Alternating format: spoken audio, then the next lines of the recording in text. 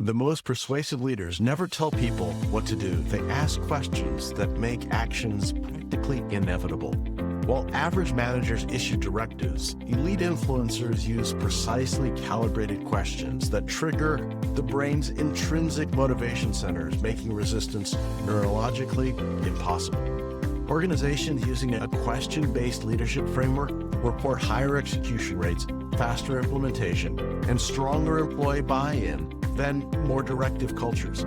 Every command you issue instead of a strategic question diminishes your influence and strengthens their resistance.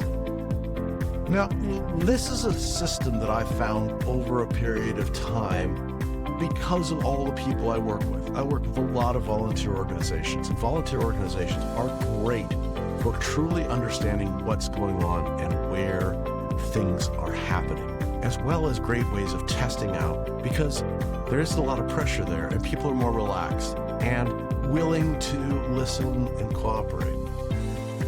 I've developed a series of questions, and the interesting thing about these questions are they initiate a conversation, they help you think more about it, and they are very much a means, and they are very much of a small mind virus that other people pick up. They're very much of something that other groups see the value of and pick it up, either consciously or unconsciously. And you could see this whenever I walk into an organization, whenever I walk into a group, I walk in and say, how can I help? And instead of saying, what do you need done? How can I help? That triggers them, that says, what are my skill sets? What can he do for me? What is the process that they need? And what's the next step? All of which we've proven through neuroscience is those steps to getting something done. And as a project manager, that's one of the more powerful things that I've done, is to be able to sit down and say, how can I help? What do you need? Instead of saying you need to do this, this is how can I help? And you can train that conversation any way you want, but it automatically gets them into a position of, it's not a confrontational system. It is a conversation between the two.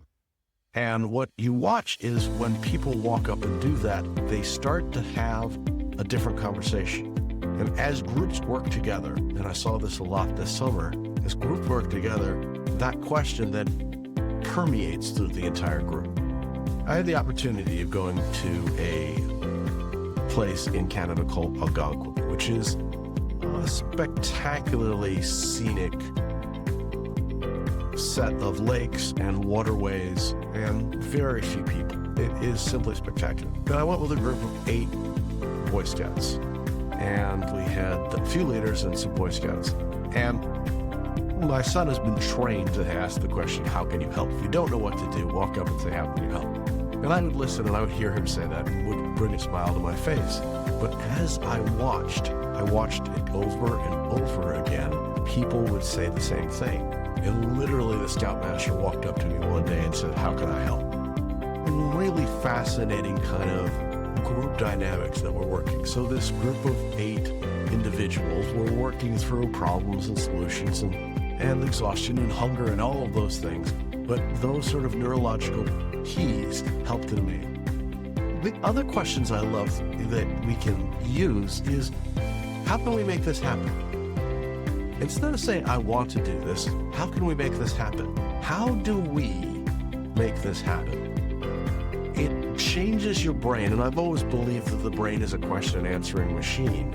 So instead of saying, what's wrong with this, it's like, let's come up with solutions of how we can make this happen. One of my dear friends, a gentleman by the name of Robin Sharma, used to always ask the question, how can I make this easy? And that's a really powerful question for yourself. Again, your brain's a question and answering machine. How can I make this easy? And maybe that is not what everyone thinks it is. It's not the shortcut. How do I make it easy for me? How do I set this up for success? So I've decided that I'm going to do 105 of these videos to start off with as an experiment. And I've learned a lot, but I had to ask myself, how do I make it easy? So you're in my office right now, but maybe not. You may be in other places. The funny thing about this is I set this studio up And one of them is in my office with a blue screen so that I can just turn on the camera and talk. How do I make this easy? So I don't have to think about a lot. I can get something going almost immediately. But asking that question to your colleagues is, how can I make this easy, or how can we make this easy, forms the idea that this can be easy. We just have to figure out how. And in many ways, what we have is the ability to trigger one of the greatest computers we ever had to activate and work with us in collaboration. Now, your brain will either work by itself or work with how you suggested. And asking questions like that triggers all of the interesting conversations. So begin asking that question not only to yourself, but to others. How can I help? How can I make this easy? How can we make this happen? And you'd be astounded at how easy this is. I went to a hotel, and the hotel was booked, and I was exhausted. And I went up to the hotel room, and it turned out it was right next to the elevator, and it turned out that it was spring break, and all the kids were there having a great time. And I walked back down, and I said, "Hi, I'm only here for 8 hours. I have to get some sleep. I'm speaking to 4,000 people tomorrow. How can we make this happen where I can find a quiet room? How can we make this happen?"